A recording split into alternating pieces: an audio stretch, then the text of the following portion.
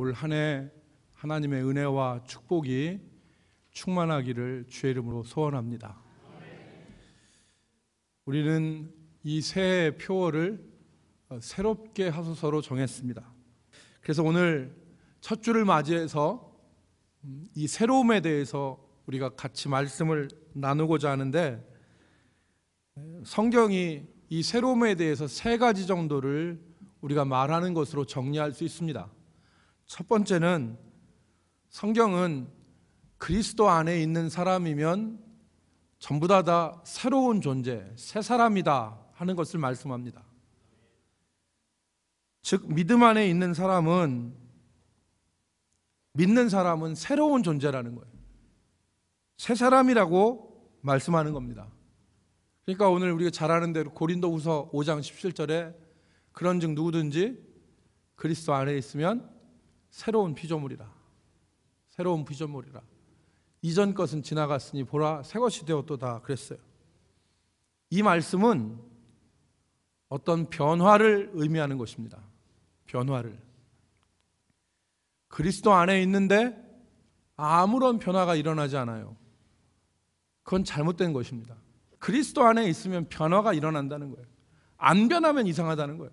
변화가 일어나야 된다는 거예요. 바울이 에베소서 2장에 구분을 해요. 전에는 그랬고 이제는 그랬습니다. 전에는 너희가 본질상 진노의 자녀였고 하나님의 약속에 있어서는 상관없는 외인이었고 그리스도 밖에 있었고 하나님도 없는 자였다. 그런데 이제는 에베소서 2장 19절 말씀 보면, 이제는 너희가 외인도 아니요 나그네도 아니요 오직 성도들과 동일한 시민이요 하나님의 권속이라 그랬어요. 이제는 너희가 외인도 아니요, 밖에 있는 사람도 아니요, 이제는 너희가 나그네도 아니요 오직 성도들과 동일한 시민. 이게 옛날에는 도시국가였잖아요. 그리스 이쪽 지역이 이 폴리스라고 하는 한 도시에서 살았단 말이에요. 그러니까 같은 시민이라는 거예요. 한 시민이다.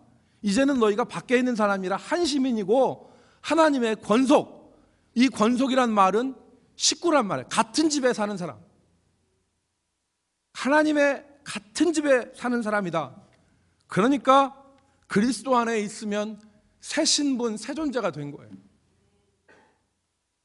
두 번째, 성경이 말하는 새롭다고 하는 의미, 이것은 우리에게 새로운 존재라고 말할 뿐만 아니라 새롭게 되라 라고 말해요.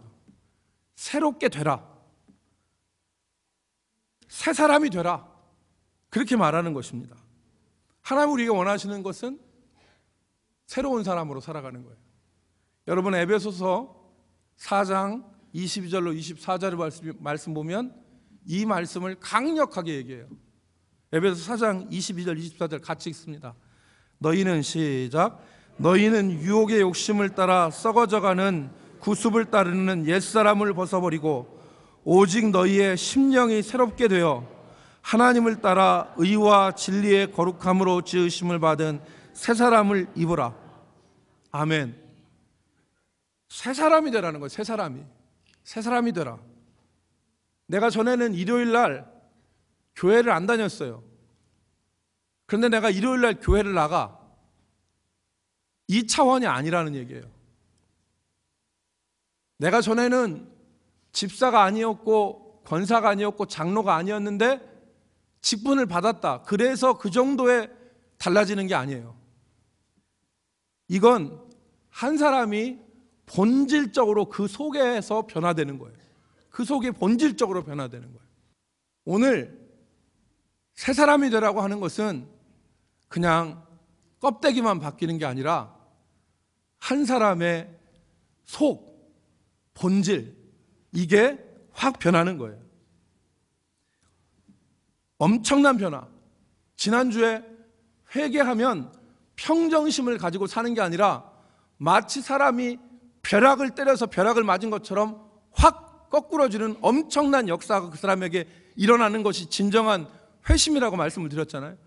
그것처럼 새 사람이라는 것은 그 사람의 그 중심, 그 사람의 내면이 본질적으로 변화가 되는 것이 새 사람이에요.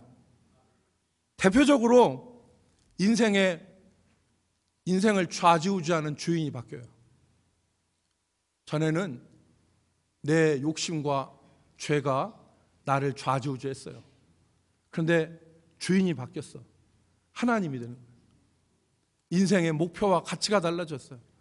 어디를 가느냐, 무엇을 귀중하게 여기느냐, 이것이 바뀌었어요.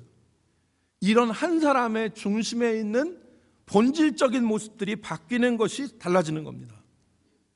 여기서 우리가 한 가지 생각할 점이 있어요.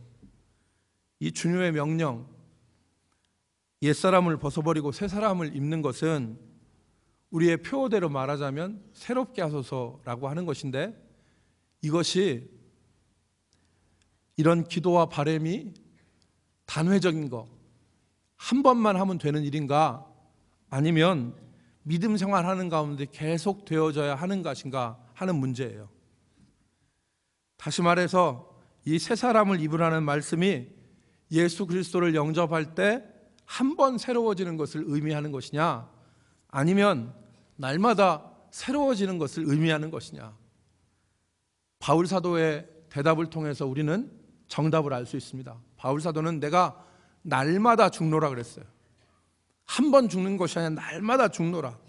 마치 고인물이 썩는데 날마다 솟아오르는 샘물에 의해서 그 샘이 신선한 샘물이 되는 것처럼 오늘 우리의 삶에 날마다 새로워지는 역사가 있어야 됩니다. 날마다 새로워지는.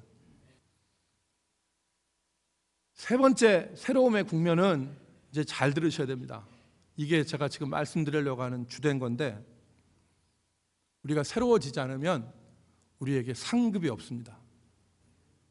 성경은 우리에게 상급이 있을 것에 대해서 말씀하세요. 상급이. 바울 사도가 디모데후서 4장 7절 이하에 보면 나는 선한 싸움을 싸우고 달려갈 길을 마치고 믿음을 지켰으니 그랬어요. 잘 들어보세요. 무슨 말인지. 나는 바울 사도가 디모데후서는 인생의 후반 마지막에 쓴 거예요.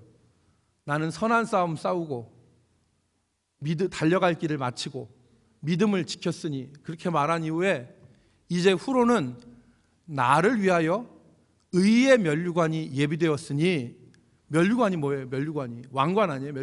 면류관이 예비되었는데, 이것은 나를 위해 예비되었으니, 이것은 주 곧 의로우신 재판장이 나를 위하여 예비하신 것이라. 그런데 나뿐만이 아니라 주의 나타나심을 사모하는 모든 자에게도 주시는 면류관이다 그랬어요. 여러분, 여기서 이 면류관은 단순히 구원의 면류관이 아니에요. 여기에 면류관은 누구나 다 구원받을 때 구원의 면류관을 의미하는 게 아니에요. 구원의 면류관이기도 하지만 이것은 믿음을 지키고 달려갈 길을 마치고 선한 싸움을 싸운 사람에게 주어지는 상을 의미하는 거예요. 상을. 바울 사도는 우리의 구원이 다 같은 구원이 아니라는 걸 말해요. 여러분, 고린도전서 4장 5절 말씀을 우리 한번 같이 읽어보겠습니다. 고린도전서 4장 5절. 그러므로 시작. 그러므로 때가 이르기 전 곧 주께서 오시기까지 아무것도 판단하지 말라. 그가 어둠에 감추인 것들을 드러내고 마음의 뜻을 나타내시리니 그때 각 사람에게 하나님으로부터 칭찬이 있으리라. 아멘. 여러분, 뭐가 있다고요? 주께로부터 칭찬이. 주님이 오시면 주님께서 어두움에 감추인 것들을 드러내시고 각 사람의 마음을 나타내시는데, 그때 각 사람에게 칭찬이 있다는 거예요. 이 칭찬은 다 주어지는 게 아니죠. 정말 하나님이 그 마음에 감추인 것과 마음속에 숨어있는 것들을 드러내셔서 하나님께 합한 사람들에게 칭찬을 주시는 거예요. 여러분, 15절에 보면 15절에 보면 중요한 말씀이 나와 있죠. 불타 없어진 집을 짓는 사람을 향해서 구원을 받되 불 가운데서 받는 것 같으리라 그랬어요. 15절 말씀을 같이 읽어볼까요? 15절 누구든지 시작 누구든지 그 공적이 불타면 해를 받으리니 그러나 자신은 구원을 받되 불 가운데서 받은 것 같으리라 그랬습니다. 여기 불 가운데서 구원을 받는다는 얘기는 칭찬과 상급이 없다는 말입니다. 칭찬과 상급이 없다. 불 가운데서 받는 구원은 무엇을 의미하느냐? 마치 불탄 집에서 자기 몸만 빠져나왔듯이 아무것도 건진 것이 없이 나오는 것을 불 가운데서 구원 얻는 것과 같다 그래요. 이걸 사람들이 잘못 해석해서 부끄러운 구원을 받는다라고 해석하는데 부끄러운 구원은 없습니다. 우리가 구원을 받는 것은 기쁜 일이에요. 그래서 부끄러운 구원은 없어요. 그런데 거기까지만 생각하면 안 돼요. 하나를 더 생각해야 되는데 부끄러운 구원이란 말은 안 되지만 모든 구원이 똑같은 구원은 아니다. 칭찬과 상급이 없는 구원도 있지만 주께서 숨은 것을 드러내시고 감추인 것을 드러내시면서 칭찬이 있는 믿음도 있다는 거예요. 그래서 우리 모두가 다 우리는 믿음으로만 구원받는다고 하니까 행위를 터부시해요.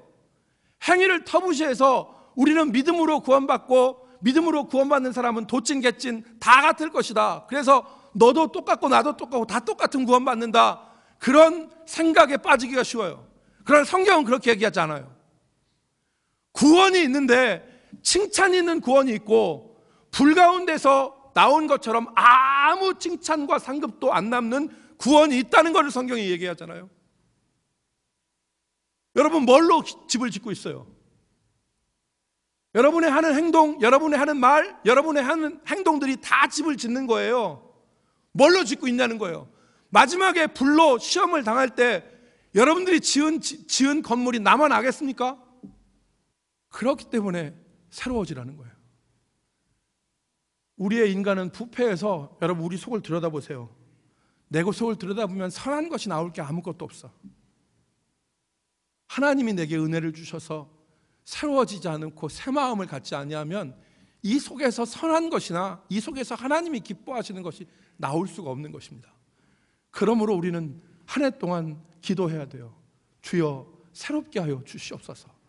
내 마음을 새롭게 하여 주셔서 마지막 때 불에 견딜 수 있는 금과 은과 보석으로 내 집을 짓게 하여 주옵소서. 이게 우리의 기도해야 됩니다. 사랑하는 성도 여러분, 이 새해도 또 그냥 보내지 말고, 이 새해도 그냥 보내지 말고, 여러분 대충 신앙생활에서 구원받았다고 하는 그 안일함에 빠지지 말고 우리의 모든 행동이 불타 없어질 수 있구나, 우리의 모든 삶이 불타 없어질 수 있구나, 이것을 깨닫고 남는 칭찬과 상급이 있는 아름다운 집을 짓기 위해서 여러분 힘써 노력하는 우리 대전 남북교회 성도들이 되기를 주의 이름으로 축복합니다. 아버지, 오늘도 주님 앞에 나와서 기도합니다. 주님 앞에 나와서 예배합니다. 주여, 우리의 모든 삶의 공적이, 우리의 행동들이 불타 없어지지 않게 하시고 불 속에서 나온 구원을 받지 않게 하여 주시며 하나님의 칭찬과 상급이 있는 아름다운 집을 짓는 지혜로운 건축자가 되게 하여 주옵소서. 예수님의 이름으로 기도 올리옵나이다. 아멘.